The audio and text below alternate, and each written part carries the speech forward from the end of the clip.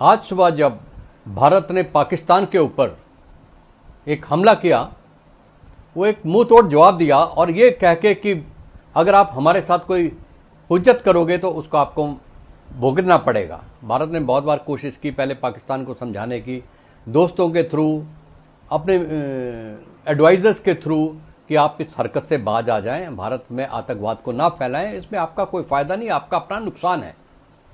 पर पाकिस्तान अपने सांप को दूध पिलाई जा रहा था और उसे भारत में छोड़ता था। जब हद से आगे बढ़ गए तो समय आ गया था भारत के लिए कि वो पाकिस्तान के सांप का सिर कुचल दे। और ये भारत ने अनाउंस करके किया। भारत के प्रधानमंत्री ने, रक्षा मंत्री ने, गृह मंत्री ने, सब ने अनाउंस किया कि अब की बार चोट बहुत गहरी पड़ेगी पाकिस्तान को। जो भी दहशतगर्द हैं, उनके सपोर्टर हैं, उन्हें बख्शा नहीं जाएगा। ये क्लियर इंडिकेशन था कि ये सर्जिकल स्ट्राइक और बालाकोट से बहुत ऊपर के दर्जे की होगी। भारत ने अचानक ही कल मध्य रात्रि के बाद हमला किया और 9 टारगेट को किया। 9 टारगेट को करने का एक क्लियर इंडिकेशन था कि जहां जहां भी आपके दहशतगर्द के कैंप होंगे उन्हें नहीं छोड़ेंगे, चाहे कितने दूर हो, पीओके में हो या पंजाब में हो। 80 के करीब टेररिस्ट मारे गए हैं। ये बड़ा प्लान करके तीनों सेनाओं के अंग मिलकर कार्रवाई की और इन्होंने टेक्नोलॉजी का इस्तेमाल किया, बगैर बॉर्डर क्रॉस किए फिजिकली हवाई जहाज से, मिसाइल से, ड्रोन से हमला किया और उन्हें बर्बाद किया। पाकिस्तान पहले गिदड़ भभकियां देता था कि हम ये कर देंगे, खून बहा देंगे, पानी नहीं बहेगा, खून बहेगा, कई किस्म की उन्होंने बकवास की। पर इसके बाद उन्हें रियलाइज हो गया कि भारत बड़ा क्लियर है, इनकी इंटेंशन बड़ी क्लियर है। Enough is enough. अभी तो भारत ने एक ट्रेलर दिखाया है कि अगर आप बाज नहीं आए, ये तो सिर्फ हमने 9 टारगेट हिट किए हैं, अगर बाज नहीं आए तो हम पूरे पाकिस्तान को हिट करेंगे।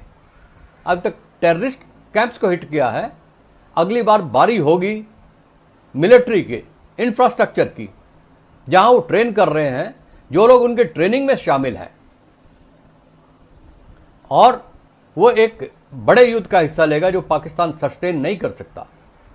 दुनिया में पाकिस्तान की बहुत फजीहत है, इकोनॉमिकली डाउन है, डिप्लोमेटिकली डाउन है, मिलिट्री के डाउन है।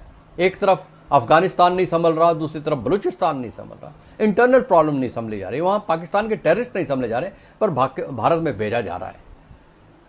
पाकिस्तान की हालत इसलिए क्योंकि वो पैसा वहां खर्च रहा, अपनी डेवलपमेंट नहीं लगा रहा है।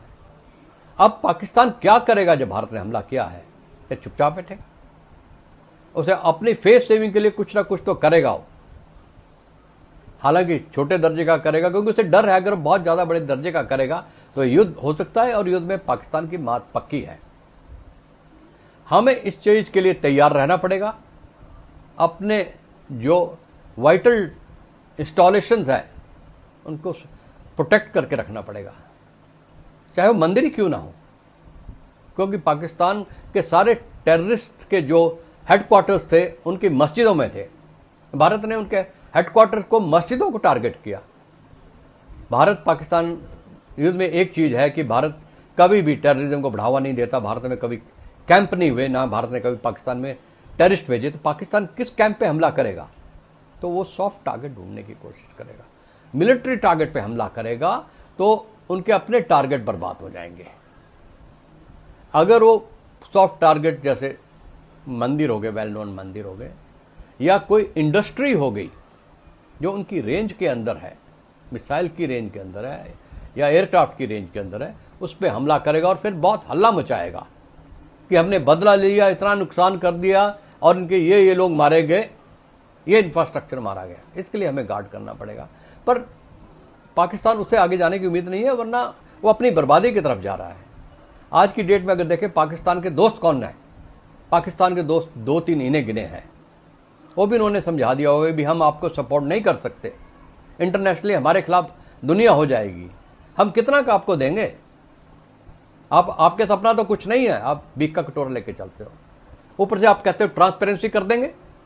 किस चीज की ट्रांसपेरेंसी इंक्वायरी की?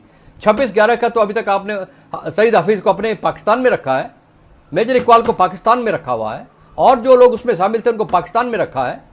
ट्रांसपेरेंसी किस पास की? आपको पता है, दुनिया को पता है, ये लोग इस्तेमाल थे किए गए। आप इनको हैंडओवर करो इंडिया को। जिस दिन आप हैंडओवर करोगे पाकिस्तान की तरक्की होगी, शांति होगी। आप अजगर पाल के बैठे हो और यही आपको खाए जा रहे हैं। आप ट्रांसपेरेंसी कह के हमें बेवकूफ ना बनाइए, दुनिया को बेवकूफ ना बनाइए। दुनिया को पता है। ओसामा बिन लादेन को आपने पनाह दी थी, टेररिस्ट को पनाह दी है, कैंप को पनाह दी है, और जब आपको मार पड़ी है तो आप शोर मचाओगे, कितना मचाओगे? अब हम छोटे मोटे थप्पड़ नहीं मारने वाले, हम एक बहुत बड़े मुक्के मारने वाले हैं। एक मुक्का मारा है आपको, आप नॉकआउट करने वाले हैं। हम आपको नॉकआउट कर देंगे। आप अनाड़ी बॉक्सर की तरह लड़ रहे हो, हवा में मुक्के मार रहे हो कि ये कर देंगे वो कर देंगे, पर अपनी भलाई के लिए, लोगों की भलाई के लिए, अपने मुल्क की तरक्की के लिए खुदा के वास्ते गलत रास्ते पे मत जाओ। अपनी गलती को महसूस करो, टेररिज्म से दूर जाओ। ये सांप आपको निगल रहा है, और कभी भी मत सोचना कि भारत के साथ युद्ध करोगे। अगर युद्ध कर लिया, भारतीय सेना अंदर घुस गई तो पीओके भी शायद आपके पास नहीं रहेगा। उधर बलूचिस्तान अपना इतना ऊपर उठ रहा है कि कहीं बलूचिस्तान भी अलग ना हो जाए। पाकिस्तान जो अभी है अब 50% भी नहीं रह जाएगा। आप दिमाग का इस्तेमाल करें, भारत से लड़ने के ना सोचे, क्योंकि आप में हिम्मत नहीं है, दम नहीं है, माल नहीं है। यही मेरी सलाह पाकिस्तानियों को है कि अपनी सरकार को समझाएं, बंदे बन जाएं, कि भारत से लड़ाई करने का ना सोचे और भारत में टेररिस्ट को ना भेजें। तभी अमन रहेगा, आपके लिए फायदा।